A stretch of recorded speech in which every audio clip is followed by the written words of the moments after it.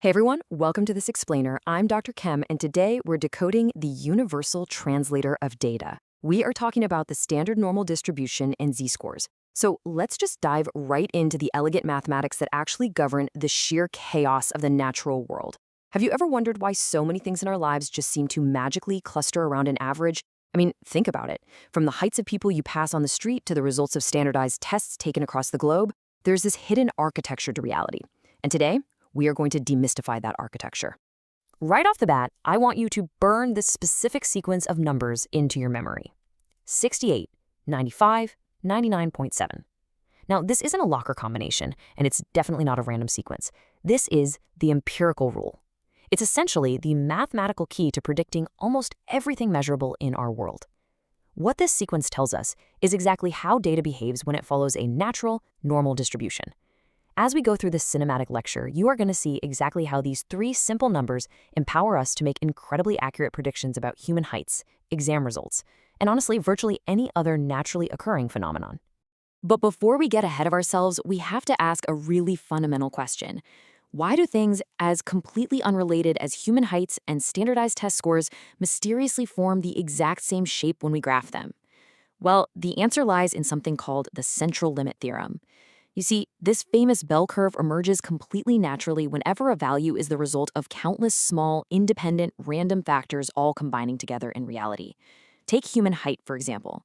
It is a chaotic symphony of dozens of different genes, childhood nutrition, weird environmental quirks, the whole shebang.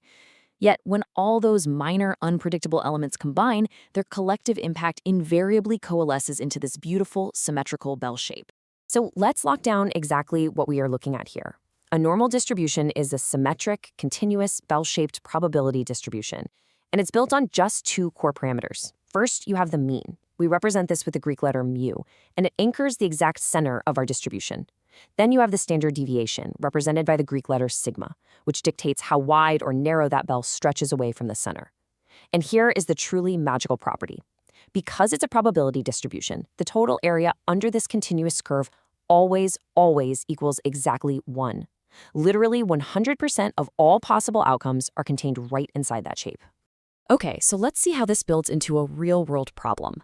How do we mathematically compare apples to oranges? Let's say we have two test takers, Zoe and Mike. Now, Zoe took the ACT and scored a 25. Mike took the SAT and scored an 1150. These tests have completely different scales, completely different means, and totally different maximum scores. It's kind of like trying to figure out who's taller by measuring one person in inches and the other in centimeters. It's incredibly frustrating, right? So who actually performed better relative to their peers? Looking at the raw scores alone tells us absolutely nothing. We need a way to translate both of these scores into a universal language. To solve our Zoe and Mike dilemma, we use a process called standardization. This is where we transition from a raw score, which is really just the individual observed score measured on its own specific, isolated scale, to a standard score, which is way more commonly known as a z-score. A z-score converts those raw, messy numbers into universal standard deviation units. It is our great mathematical equalizer. It's a real game changer because it allows researchers and statisticians to take variables that were originally measured using completely different scales and put them onto the exact same playing field.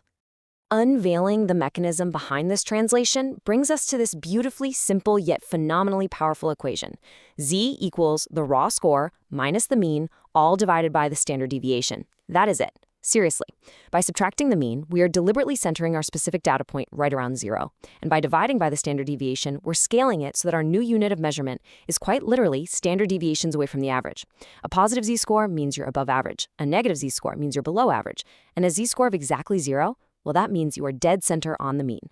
This brilliantly illustrates what happens when we apply that formula to every single data point in our set. We transform our original, messy, real-world data into the standard normal distribution. Notice how, in this incredibly elegant environment, the center axis shifts to precisely 0, and the spread scales to exactly 1. The cumulative area for z equals 0 is exactly 0.5000, meaning exactly half the data sits perfectly on the left. And as you stretch out to z-scores near 3.49, the cumulative area approaches 1. We have essentially built a universal map of probability. Now, what's really interesting about this is that it sets up our masterclass application. Finding the exact probability of any normally distributed event happening requires a very straightforward, structured approach. First, always sketch the curve and shade the area you're looking for. Humans are visual creatures, and this simple habit prevents silly errors. Next, convert your real-world raw score into a z-score using our universal translator formula. And finally, consult the standard normal table, or z-table, to find your probability. Let's actually practice this right now. Okay, let's walk through exactly where your eyes should go when you are navigating a z-table. Let's suppose we want to find the cumulative area, the probability, that corresponds to a z-score of 1.15. First, you're going to look at the far left-hand column to find the first two digits. We scroll down to find 1.1. Got it? Next, you move your eyes horizontally across that specific row until you reach the column labeled 0.05 at the very top, which completes our 1.15. Where that row and column intersect, you are going to find the number 0.8749. What this tells us is that if your z-score is 1.15, you are higher than 87.49% of the entire distribution. Let's rapidly apply this to 3 different visual scenarios that you will absolutely encounter in the real world. First up, finding the area to the left. Notice how the z-table inherently gives us the cumulative shaded area to the left. This represents the probability of a value falling anywhere below that specific z-score. So if we sketch a curve for a z-score of 1.23 and shade the left side, we simply look up 1.23 on our table and boom, the area is 0.8907. There's literally no extra math required here. The table does all the heavy lifting for us. But what if you want to know the probability of scoring greater than a certain value? Say you want to find the top percentage of applicants. Because the total area under the entire standard normal curve is exactly 1, finding the area to the right is incredibly straightforward. We look at our exact same z-score of 1.23. We already know the left side area is 0.8907, right? So, to find the shaded area on the right, we simply subtract that number from 1. 1 minus 0.8907 equals 0.1093. It is really that simple. This means there's roughly an 11% probability of landing in that upper tail. Finally, what if you need to find the probability of falling between 2 specific z-scores, say between z equals negative 0.75 and z equals 1.23? The logic here is elegantly simple, and you already have all the tools you need. You just look up the left side area for both z-scores in your table. The area left of 1.23 is 0.8907. The area left of negative 0.75 is 0.2266. Then you simply subtract the smaller area from the larger one. 0.8907 minus 0.2266 gives us 0.6641. This beautifully tells us that over 66% of our data falls right within the specific shaded middle band. All right, let's bring this entire explainer full circle. Remember those numbers I told you to memorize at the very beginning? The 68, 95, 99.7?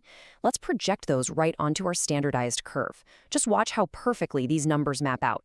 One standard deviation in either direction captures roughly 68% of the data. Go out to 2 standard deviations and you've captured over 95%. Go out to 3 and you have encompassed an astonishing 99.7% of all possibilities.